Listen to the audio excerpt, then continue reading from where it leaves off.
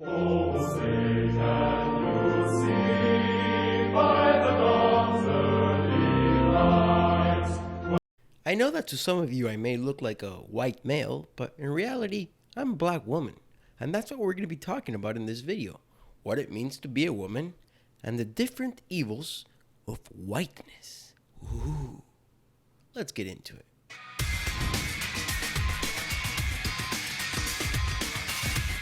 I thought we should start with women since, ladies first. This week, White House mouthpiece Jen Psaki had a very interesting answer when she was asked, what's the Biden administration going to do for small businesses? Check it out. What is President Biden doing for my small business? First and foremost, he nominated a woman to lead the Small Business Administration. That answer is preposterous for two reasons. First, it literally makes no difference if the SBA administrator is a man or a woman. Second, under Trump, the SBA administrator was a woman. And before that, a woman. But that's Jen Psaki for you, the gaslighter in chief. In New Zealand, a woman broke the powerlifting records and won 2 gold medals. That is impressive. Let's see who this wonderful woman is. Oh, I see. Reminds me of that basketball team picture. Quite disturbing, isn't it? Comment your opinions down below. Now, clearly, these 2 women are trans women, and that's fine. That's great. But I've been thinking about this lately, and I've come to the conclusion that one can only identify as something that exists, a physical entity. You can't identify with something that doesn't exist. The closest thing I could think of is religion, but in reality, you don't identify as Christianity or Judaism. You identify as a Christian or a Jew, a person who is a part of a group of people who believe Jewish or Christian teachings. So you're identifying as part of a physical entity, the group of people who believe in the faith. What I'm trying to say is identifying as a woman when you were born a man makes no sense unless you admit that there are biological differences and therefore we have the physical entities of women and men. There's a difference there. You can only identify as the other if the other exists, and the other can only exist if it's not this one. Therefore, it's 2 different ones. Okay? We got that. So if you want to identify as a woman or a man, that's fine. By all means, do you, boo-boo. But you must acknowledge that there's a difference between men and women. And if you don't acknowledge that there's a biological difference, then I identify as a black woman. You heard that, YouTube? I'm a black woman. You got to start recommending my channel and not suppressing it. Show respect. R-E-S-P-E-C-T. Find out what it means to me. But enough about women. Let's talk white supremacy. China Joe, in his CNN town hall, said that there is a rise in white supremacy. Oh, and he also said that Hispanics and black people don't know how to use the internet. Seriously, he said that. Let's watch some clips and read some snippets. During the CNN town hall, President China Joe received a lot of softball questions, one of which ended with him denouncing white supremacy and saying, there's a rise in white supremacy because today everything is white supremacy, white supremacy, white supremacy. Let's take a listen. Like millions of my fellow citizens, I was shaken by the attack on the Capitol on January 6th.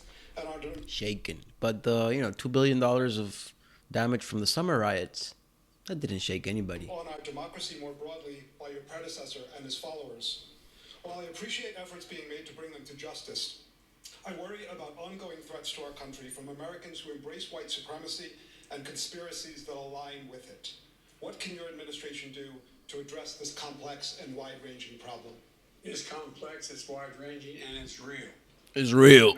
I got involved in politics to begin with because of civil rights and opposition to white supremacists. This is actually a fact. Joe Biden got into politics about 150 years ago when the Ku Klux Klan was actually active. Ku Klux Klan and the most dangerous people in America continue to exist. That is the greatest threat to terror in America, domestic terror. And so the greatest threat to America is domestic terror. I wouldn't be surprised if China Joe starts making some laws that you only see in a dictator country, maybe like China. But what else did he say in the CNN town hall? Maybe he said that Hispanics and black people couldn't use the internet? No, there's no way. the other part, the portion is a lot of people don't know how to register. Not everybody in the community, in the Hispanic and the African American community, particularly in rural areas that are distant and or inner city districts, know how to get online to determine how to get in line for that. I'm a Hispanic.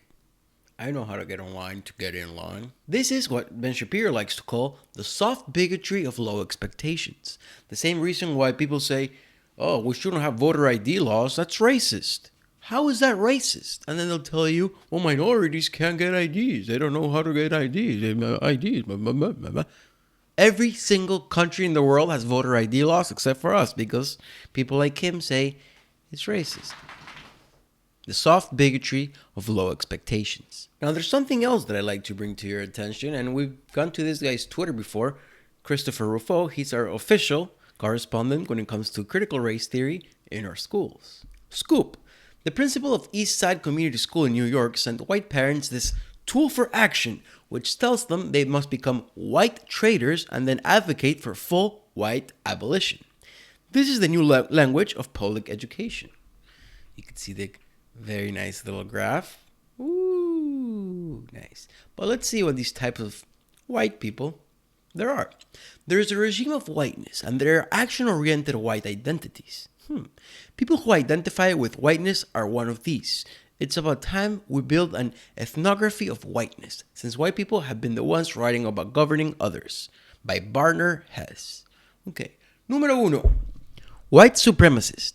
Clearly marked white society that preserves, names, and values white superiority. Okay, white supremacists do argue for white superiority. You're right. Okay, I'm good with that one. White voyeurism, number two. Wouldn't challenge a white supremacist. Desires non-whiteness because it's interesting, pleasurable. Seeks to control the consumption and appropriation of non-whiteness. Fascination with culture. Example, consuming black culture without the burden of blackness. Okay, so I guess I'm a white voyeurist because I like listening to rap. When I'm trying to get pumped up. Lil Wayne, Sorry for the Wait mixtape. Takes me back. That's what I'm talking about. So yeah, I'm a white voyeur, I suppose. Number three, white privilege. May critique supremacy, but a deep investment in questions of fairness, equality, under the normalization of whiteness and the white rule. Sworn goal of diversity. Well, I don't identify with that one either. White benefit. Sympathetic to a set of issues, but only privately.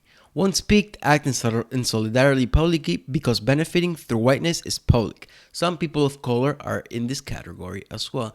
I see, like Officer Tatum or Denzel Washington or Candace Owens. Any black person who disagrees with the far left Democrats. Okay. White confessional. Some exposure of whiteness takes place, but as a way of being accountable to people of color after, seek validation from people of color. So that's like giving money to a homeless person, but also filming it. Now we're getting serious. White critical. Take on board critiques of whiteness and invest in exposing and marketing the white regime.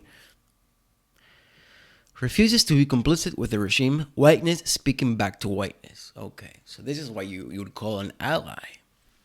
What I would call a demented person. But it gets worse. A white traitor. This is what the school principal wants people to become. White traitors and then go to white abolitionist. But what is a white traitor? Actively refuses complicity. Names what's going on. Intention is to subvert white authority and tell the truth at whatever cost. Need them to dismantle institutions. What reality are these people living in? White authority. White abolitionist. This is the goal. Changing institutions, dismantling whiteness, and not allowing whiteness to reassert itself. What does that even mean? To reassert itself? Like you want to put the white man down? I really think people like this would be okay with enslaving white people as to, even the situation. I really think so. Sickening. So we had 8 years of Obama, 4 years of the racist orange man, and now we have Joe Biden. But in reality, it's Kamala Harris. Reports have been coming out that Kamala is the one taking calls with foreign leaders. Why? That's the president's job. That's the job of the person who's in charge. So is there really white authority when you add Obama plus Kamala? Is whiteness really taking over? Is it really trying to reassert itself? That's fake news. So, these people are crazy. Make sure to comment down below. Which type of white person are you?